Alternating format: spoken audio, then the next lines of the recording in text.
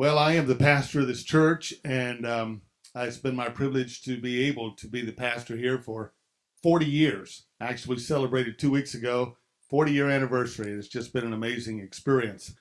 And I'm here today to just say welcome to you on behalf of our church family, and to say to you that today is going to be, I believe, the answer to the prayers that some of you, maybe all of you, have been praying. I know that if you are even thinking about building, remodeling, relocating, whatever it might be that you're doing, you've already probably encountered every kind of mountain and every kind of obstacle and everything in the world shouting at you that why you can't do this. And our church is a miracle. In fact, if you need some encouragement, I want to encourage you to go to our church website, which is just brookhavenchurch.com. Go to where it says media and hit messages. And the first one that pulls up, I share on the opening day of this church the story of how we got here. It is one miracle after the other. It's God's story. And so I believe you'll be encouraged as you just see that, God who made a way for us will make a way for you, because it's all about him. It's all about his glory. And so we're a living testimony of that. It was about 7 years ago that I went to this seminar by BGW and S&B Construction. It was at SMU, and our church went there. Our church leadership went to this seminar, and it changed everything. Our church had felt led of the Lord to relocate in 2012. And in 2013, we relocated this church 23 miles north. We were down at Farmers Branch, and this was not our plan. This was not our long-range vision. One day the phone rang, and a voice on the other end of the line said, "We'd like to buy your church building." And I said, "Well, it's not for sale, but if you're really serious, why don't you come and look at it? And if you're really serious, I'll bring it up to our leadership and we will see if God is in this." And that was like the first domino that just began one miracle after the other. First question every one of our leaders would ask me when I would say, well, here's what's going on. They would go, "Well, where would we go?" And I would go, "Well, I don't know. This wasn't our idea. This is not, we didn't initiate this." And one day the phone rings, and a developer 23 miles north up here said, "Hey, I've got some land. I hear you're looking for church property. We've got some land. The owner will sell it for half the appraised value." And I'm just saying that to say this was such a God thing. So our church relocates in 2013. We sold our building for a miraculous amount of money. The church that bought it gave us $750,000 more than it was worth, because they said, "Glenn, we know it takes money to relocate. We want to invest in the kingdom." And they just said, "Here." Only God could do that. We came out here, bought a several $1 million piece of property, and it was bought and paid for. We had $1 million in the bank. We had a church history of years and years credit. So I'm thinking we're going to be a banker's dream. I mean, we got land paid for. We got $1 million in the bank. We could make the payments on a loan for 5 years, just out of what we got in the bank. So I'm thinking, man, they're going to be lining up to loan us money to start. I thought we would start construction on this building, just a couple of months after we had come out here. Well, 5 years later, we're still trying to find somebody who will even talk to us about loaning us money. I'm telling you, it was unbelievable. In that time, for the first 2 years that we moved out, we were meeting in a shopping center. In the first 2 years that we were out, we got an architect the first year, and he was a wonderful, godly guy, gifted architect, creative, very creative. He knew churches, and he designed a creative plan for us. But the problem was he was sort of a one-man show. And he did not have a process, a systematic process to take that creative design and make it really to flesh out the details that you needed. And he didn't have the support team of architects around him to help him with all of the minutia that goes into those construction plans. Blows my mind when I see those. And it was sort of, he couldn't get us to that next stage. So after about a year of working with him, continuing to hit so many mountains and closed doors, we had a gentleman in our church who was a builder. He was a contractor. He built office buildings. He knew more about construction than all the rest of us all put together. And he said, I know what we need. And he said, I know the architects we need. And he had an architect that he had worked with in many of his buildings. And so we switched, even though we'd invested thousands of dollars, we switched to another architect. And this architect was the exact opposite. They were a larger firm. They were a fantastic architect. They built municipal buildings and all over the city. They built schools. They were fabulous. They had this systematic process, but they didn't know anything about churches. In fact, they were not church architects. So when we sat down with them, I remember one day talking to them about a baptistry, and the architect looked at me and said, "What's that?" And everything about the building, there was no creativity. He had no idea how to solve the problems and utilize what the church needed to do what church does. And he just didn't. So every creative idea was left up to us. We had to come up with all the creative ideas. And so when we would brainstorm with him and we would say, well, what if we were to do this? He'd say, well, let me think about that. And then about 10 days later, I would get a sketch, or the church would get a sketch and a bill for $4,000.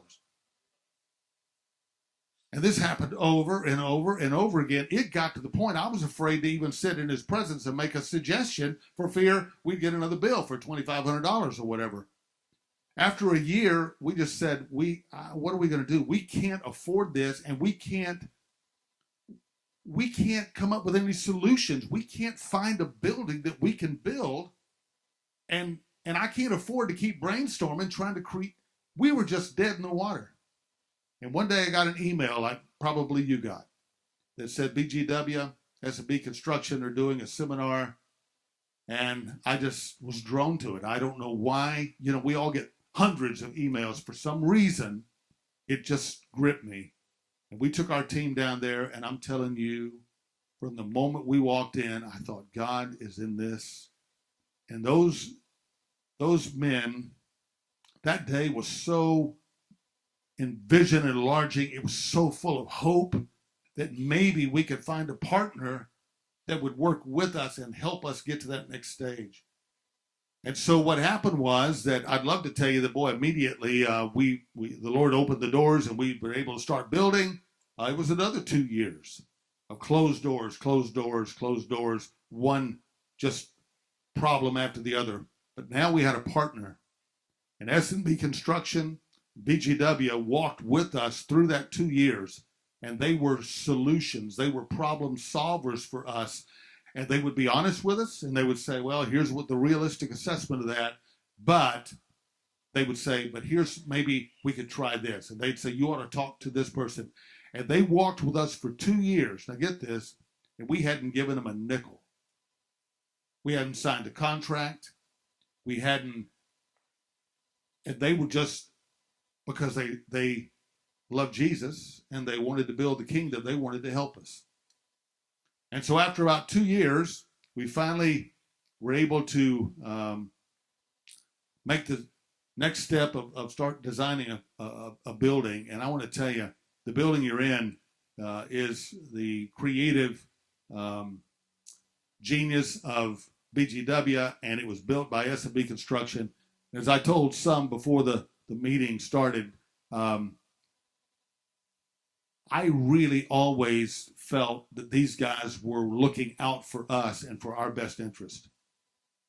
That they were not, neither the architects nor the construction company. I didn't ever get the feeling that we got to watch out for them lest they take advantage of us, but the opposite. I got the feeling they were watching out for us so that we didn't get taken advantage of. They were doing everything they could do to help us have a wonderful building, but to do it as cheaply and as cost effective as possible. And they walked with us, and it was just an amazing, amazing process. And what BGW brought to the table was they brought years of experience with hundreds of churches, with creative ideas where they said, man, you could do this. And I'd never thought of that. They were bringing all this creativity and functionality, as well as, planning for the future, because in the future, you might want to do this. For example, the wall behind you right here, there's 3 classrooms on the other side of that wall, but that's been designed that if we ever outgrow this space, that wall comes out and we can add another 200 seats without having to go and build a whole nother auditorium. And so it's just that kind of design and forethought built into the building. They just did a great, great job. And they partnered with us, and they just were solving problems for us and helping us walk through it. And so they created this beautiful building. S&B built it and did a great job on it. And so I'm here today to say to you, I pastored the church for 40 years. I'm the same guy that I was all those years. Before that, we had the same programming. We had the same qualities of the church, the same values. All the things were the same. But we got in this building. For the first time in 40 years, we had a building that began to work for us instead of against us. Every building I'd ever had prior to that, I was thankful for the building. Praise God for that. But the vision we had for the church, the building, what it looked like, how it was designed, was always contradictory to what we were trying to do. Never enough parking, or always that wall's in the wrong place, or it doesn't look like what you're trying to communicate, or what you're doing on the inside is not reflected on what it looks like on the outside. You probably relate to that. And for the first time, we had a building that worked for us and that was communicating to people and functioning in a way that would help us accomplish the vision. And probably in the first year and a half that we were here, the church tripled in size. And then COVID hit, and we all know what happened, with COVID. And but the church has gone through that and been healthy, and we're today still focused on going forward. I want to tell you one more thing about them. They not only were creative, and they not only had this phenomenal process, and they had a team of architects to help design it. They were the best of everything we were looking for. They were in it for the kingdom. They were helping us with solutions. But something else they did that you'll probably hear about today, maybe. S&B Construction and BGW have a value of what they call a ministry of construction. I'd never really heard of that. And they were really, really adamant about it. They said, we're so committed to this that if you guys don't want to do this, then we may not be the right people for you. And their ideas were this, that the people who are building your buildings, somebody needs to minister to them. Somebody needs to reach out to the construction workers, many of whom may have never heard the message of Jesus. So how do we serve them? So what happened was all during the construction process, they encouraged our church to come out to the site and to minister to those who were on site. And so once a month, we would come out and we would serve a meal to the construction workers, and they would let us come. And that did several things for us. Instead of them keeping us off the church site because of dangers and all that, they would get it ready, and then they would invite us out. Our church people would get to come out, and they got to experience, they got to be a part of the process and be excited about it, which helped us all in that time of the construction process. But more importantly, as our people began to come and minister to those who were on site, it began to create in our church a heart for serving the community. And as we built the building, our attitude as a church and leadership was, how do we use this facility to serve this community?